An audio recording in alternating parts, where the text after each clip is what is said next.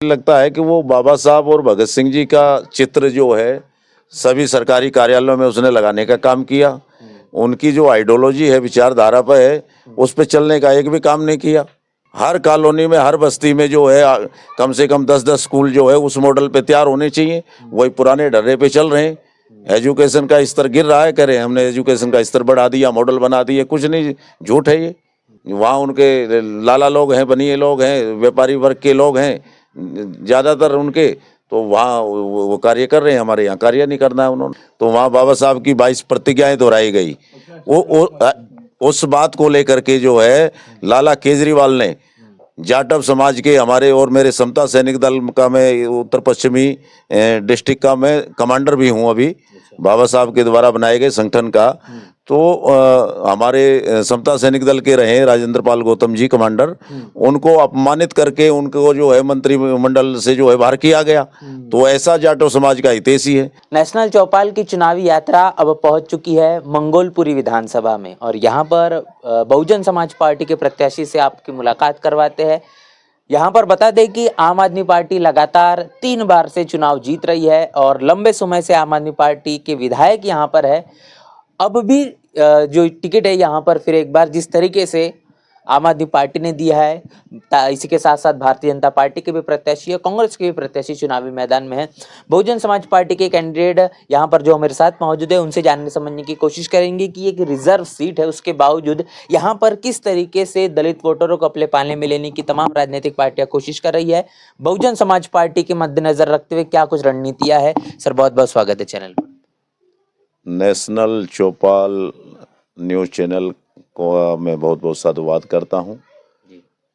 और आज 2025 विधानसभा चुनाव जो बहुजन समाज पार्टी राष्ट्रीय अध्यक्षा माननीय बहन कुमारी मायावती जी ने मुझे अपने जन्मदिन के मौके पर ये तोहफा दिया, उनको अभी मैं बहुत बहुत आभार और साधुवाद व्यक्त करता हूं। मुकेश कुमार जी, आपके बारे में मैं जानना चाहूँगा कि किस तरीके से मूवमेंट से आप जुड़े, क्या आप क्या काम करते हैं, लोगों के बीच किस तरीके से किन मुद्दों को लेकर जाते हैं। मैं आपके चैनल को बताना चाहूँगा और दर्शक जो वोटर मतदाता मेरे क्षेत्र के हैं उनको बताना चाहूँगा कि मेरे फादर साहब लेट श्री प्रकाश चंद्र जी 1978 में बहुजन नायक कांसीराम साहब से जुड़े, बाम सेफ के माध्यम से। वो फूड कॉरपोरेशन ऑफ इंडिया में अधिकारी रहे। उसी समय से मूवमेंट मेरे परिवार में आई। अब फादर साहब हमारे बीच में नहीं है, तो मैं जो है बहुजन समाज पार्टी के द्वारा आज जो है दिल्ली देश में कहीं भी मुझे मौका मिला तो मिशन मूवमेंट का कार्य मैं कर रहा हूँ। बहुजन दिवस की स्थापना का कार्यक्रम मुंबई दादर शिवाजी ग्राउंड में किया गया, जिसमें कि मैं अपनी विधानसभा से 250 कार्यकर्ताओं को लेकर के गया और वहाँ लगभग मैं 2.5-3 माह धुलिया डिस्ट्रिक्ट जो धुले जिला कारगार है उसमें मैं उस आंदोलन में 250 लोगों के साथ में बंद भी रहा हूँ। तो यहाँ पर आप कितने वर्षों से निवासी है मंगोलपुरी में, कब से आप? 78 में फादर साहब का ट्रांसफ़र चंडीगढ़ से दिल्ली में हुआ, तो उसी समय ये 76 में ये कॉलोनी आई है, तो हम 78 से यहाँ पर हैं।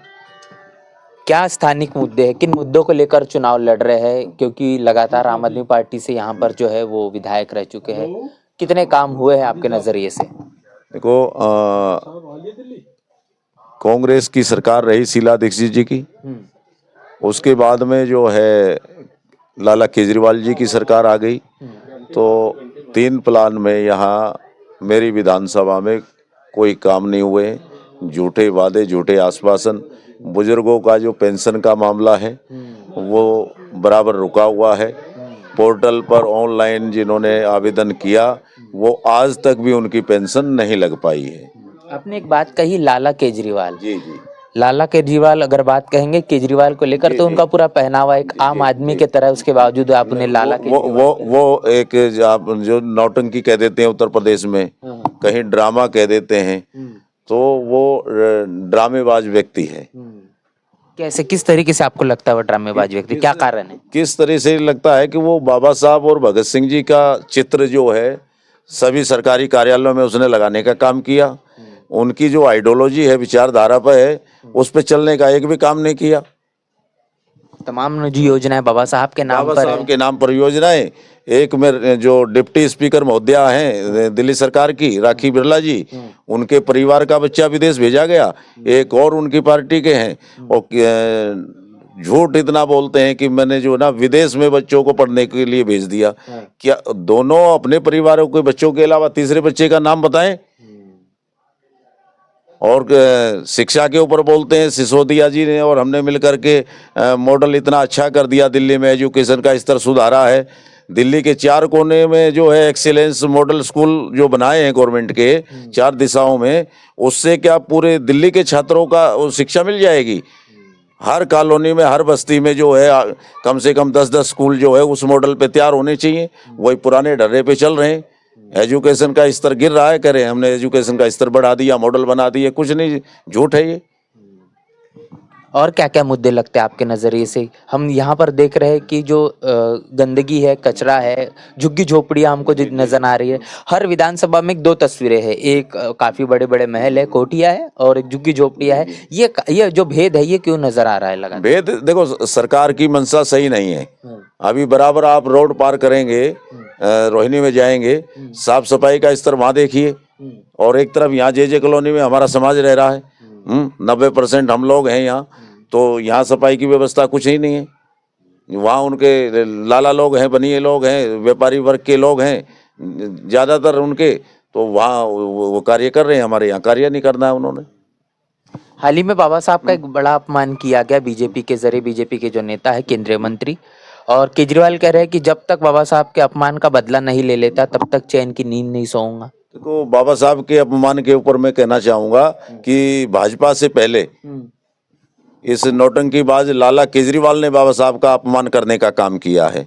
मैं आपको बताना चाहूँगा कि उस दीक्षा समारोह में राजरतन जी आए थे अम्बेडकर भवन, रानी झांसी रोड पर, तो वहाँ बाबा साहब की 22 प्रतिज्ञाएं दोहराई गई।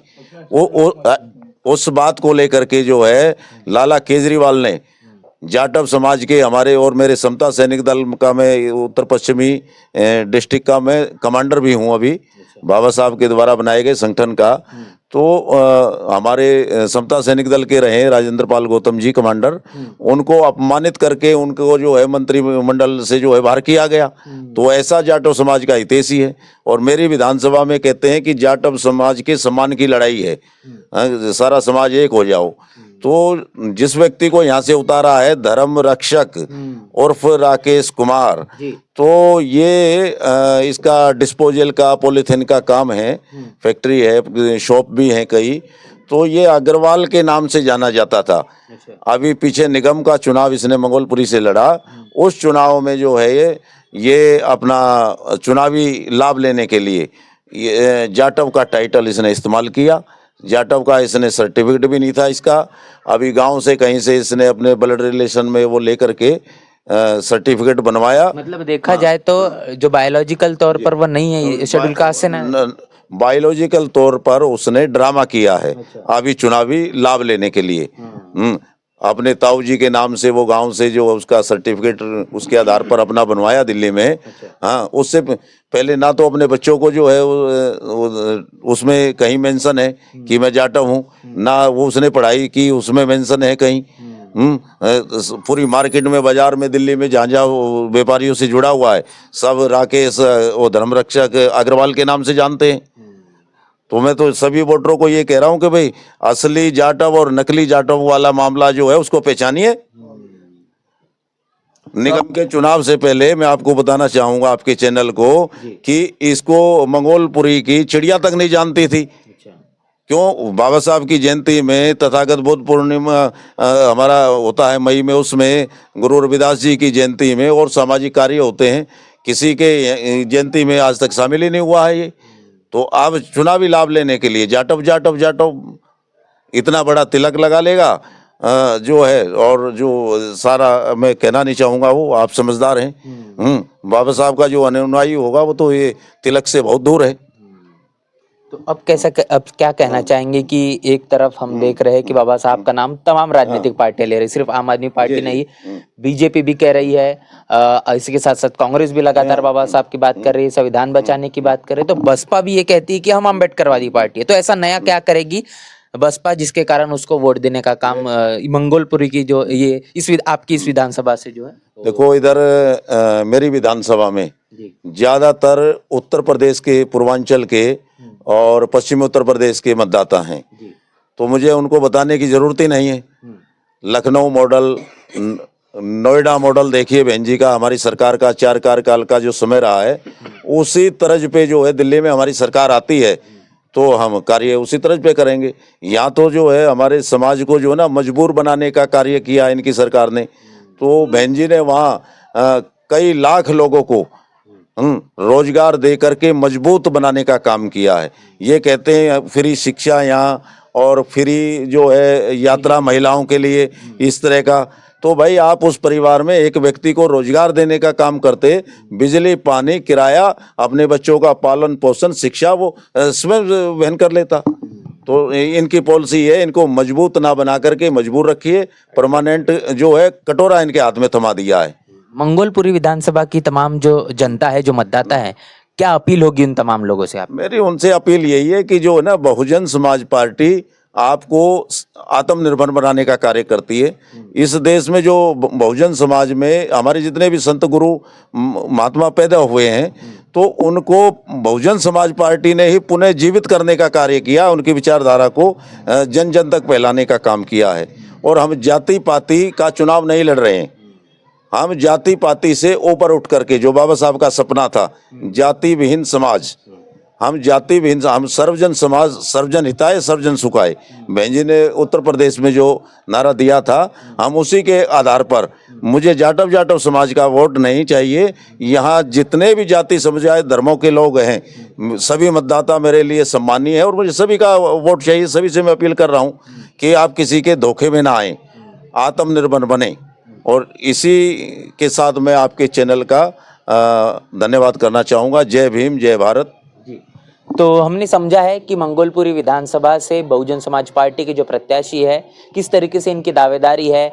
लगातार जो आरोपों के घेरे में आम आदमी पार्टी के जो प्रत्याशी वो दिखाई दे रहे हैं, और इसके साथ इसके पहले जो प्रत्याशी रहे, जो विधायक रहे, उन्होंने कितना काम किया है, वो भी तमाम बातें आपने सुनी समझी है। पूरी की पूरी चर्चा बातचीत को लेकर आपकी राय, आपकी प्रतिक्रिया हमें लिखकर जरूर बताएं। बने रहे नेशनल चौपाल के साथ, मिलते नए वीडियो में, तब तक के लिए जय भीम, जय भारत।